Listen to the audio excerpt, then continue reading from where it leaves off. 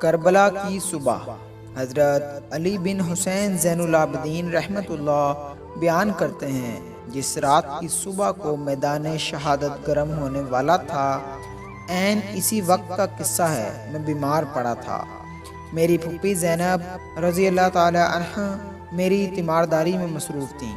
میرے والد محترم اپنے ساتھیوں کے ساتھ خیمے میں چلے گئے۔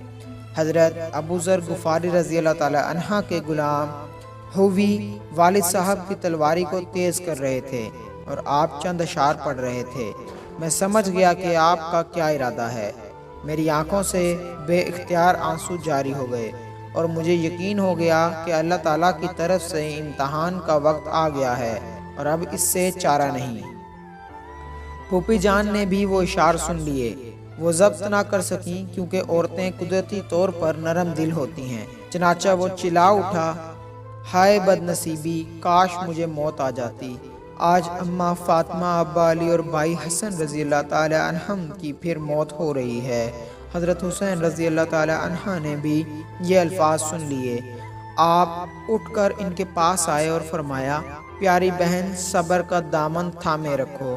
ان کے الفاظ سن کر پھوپھی جان روتی رہیں، بے قرار رہیں، کیونکہ انہیں اندازہ ہو گیا تھا کہ آنے والی صبح کیسی خونی صبح ہے۔ ان کی زیادتی سے انہوں نے اپنا چہرہ پیٹ لیا اور واویلا شروع کر دیا، یہاں تک کہ گر پڑیں اور بے ہوش ہو گئیں۔ حضرت حسین رضی اللہ تعالی عنہ ان کی جانب بڑھے، ان کے چہرے پر پانی ڈالا اور ان سے فرمایا، پیاری بہن، اللہ سے ڈرو اور اللہ کے فرمان کے مطابق ہمارے بڑوں کا جو طریقہ ہے اسے اختیار کرو، اور خوب سمجھ لو کہ زمین والے بھی مر جائیں گے اور آسمان والے بھی باقی نہیں رہیں گے۔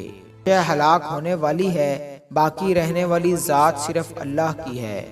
اس نے اپنی قدرت سے زمین کو پیدا کیا اور مخلوق کو دوبارہ پیدا کرے گا۔ ابا، اماں، بھائی سب مجھ سے بہتر تھے، وہ نہیں رہے، میں بھی نہیں رہوں گا۔ میرے لیے، ان کے لیے اور ہر معاملے میں ہر مسلم کے لیے رسول اللہ صلی اللہ علیہ وآلہ وسلم بہترین نمونہ ہیں، اور آپ صلی اللہ علیہ وآلہ وسلم نے فرمایا ہے، غم کے موقع پر جس نے رخسار پیٹے، گریبان پھاڑے اور جاہلانہ جملے کہے، وہ ہم میں سے نہیں، اور جس نے غم کی وجہ سے سر منڈایا، چیخا چلایا اور لباس پھاڑا، میں اس سے بری اور بیزار ہوں۔ پیاری بہن، میں تمہیں قسم دیتا ہوں اور میری قسم پوری کرنا، جب میں شہید ہو جاؤں تو گریباں نہ پھاڑنا، چہرہ نہ چھیلنا اور ہائے مصیبت، وائے مصیبت نہ پکارنا۔